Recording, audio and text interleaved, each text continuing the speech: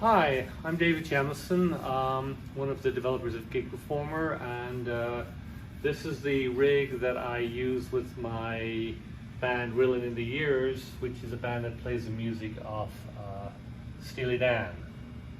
I have a backing track which is actually a recording done by Gig Performer from the mixing board during a show a couple of months ago, and then the keyboards were turned off so that I can play them back as a mix without keyboards and practice live. So that was a song called Black Cow. And let's start from the control. I have an iPad here which is running a sheet music program called Forscore. When I select a song, which I can pick a song, we have Black Cow, but I'll switch to a different one just to demonstrate. If I pick Kid Charlemagne, that changes to this song, and what happens is Gig Performer will also switch to the new song. Gig Performer will then send OSC messages to an iPad running Lemur, which then also switches to that song and shows me the sliders that I care about for this particular song, and gives me other information like the current BPM. I can do tap tempo with my finger if I want, and so on. Gig Performer also sends sysx messages to my MIDI pedal board. As you can see, it's displaying the name of the song, and then these 6 buttons in the middle display the various song parts if I've got multiple song parts of the song. The MIDI pedal board is also sending messages back to Gig Performer, which sends messages back to Forscore to change the pages, so I can go backwards and forwards from either my pedal board or from my keyboard to just change the pages when I need them. And that's the basics of a setup, and that's the same for every song. If I pick another song, for example, Cousin Dupree, the same thing happens. As you can see, there are 2 parts. There's a verse and there's a whistle part. And when I switch to the whistle part, it changes the split up at the top of my upper keyboard so that I can get the whistle sound. So let's go into the actual song itself. So Cousin Dupree on my laptop. Right now you can see the list of my songs, and here's Cousin Dupree, and I have 2 parts, a verse and the whistle. And the verse and the whistle are attached to rack spaces, which can be seen down the bottom. They're locked so that I can't change them by mistake.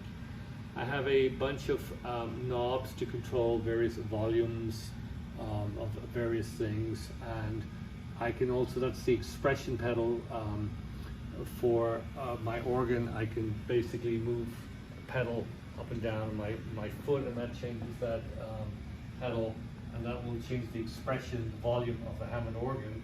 I have a button on my pedal board which turns the Leslie on or off. You can see it going on or off. So if I play organ here,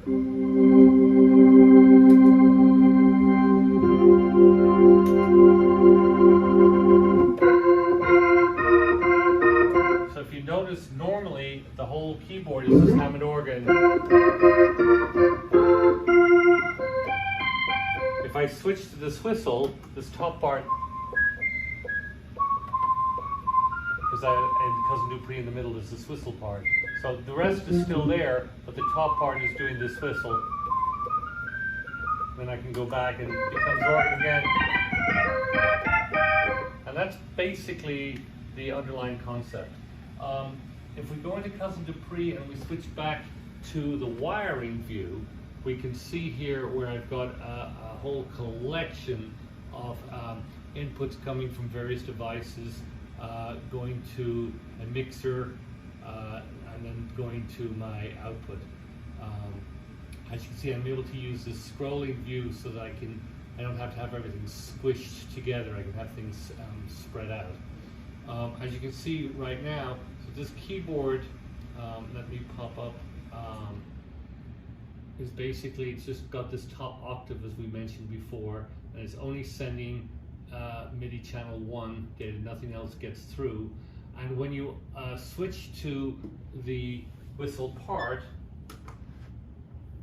oh, I'm not in song view anymore, I can't do it that way. Let me switch to the rack space. When I switch to it, you'll see the whistle becomes unbypassed, and then that part works.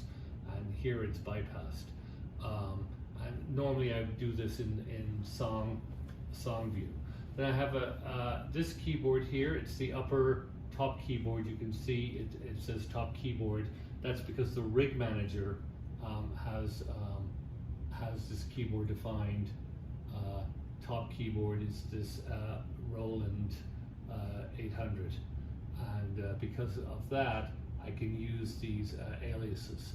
So this is keyboard representing Hammond, which is most keyboard.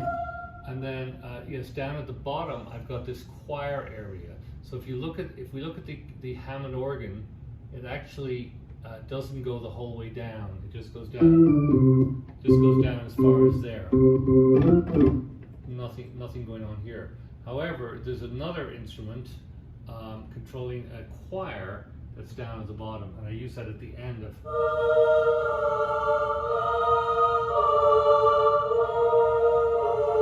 And so that gives me the choir part that I need. So my top keyboard, normally it has the Hammond organ going the whole way up. The choir's always down at the bottom. But when I need the whistle, I can just basically disable the Hammond at the top and put the whistle on instead. The bottom keyboard is doing a couple of very interesting things actually in this song. So I have a regular piano. However, down at the bottom for this song, I'm doing a bunch of things to replicate what they're doing on Cousin Dupree with the piano and with electric and acoustic piano. So the song starts like this.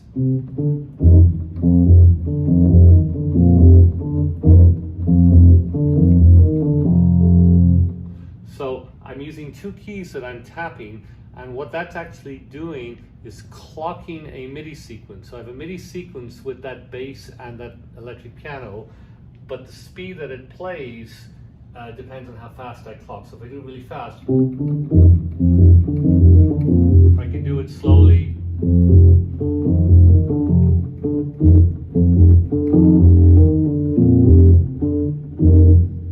So what's nice about that is I don't have to have a click track that the drummer has to lock into. The drummer can start whatever speed he wants, and I can just tap the sequence in. And then down here, we have a similar thing going on.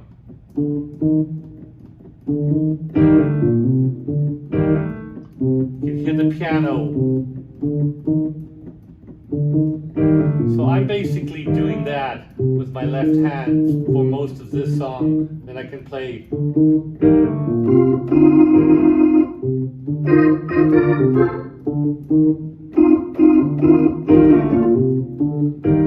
You can hear both. So it's usually faster than that.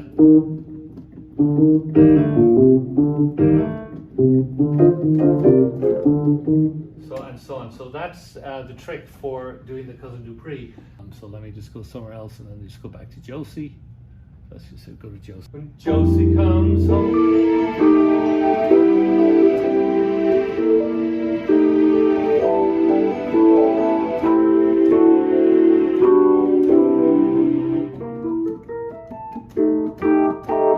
So at the bottom, what's going on is let me turn the strings down.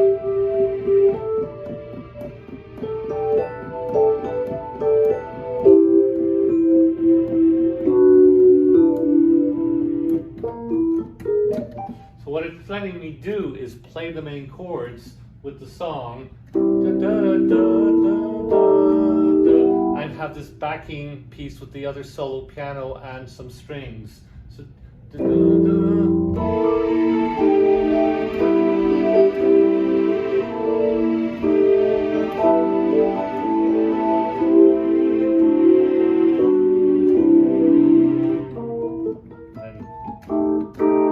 that's a cute trick that you can do again with a MIDI sequence being driven by basically just tapping with my fingers.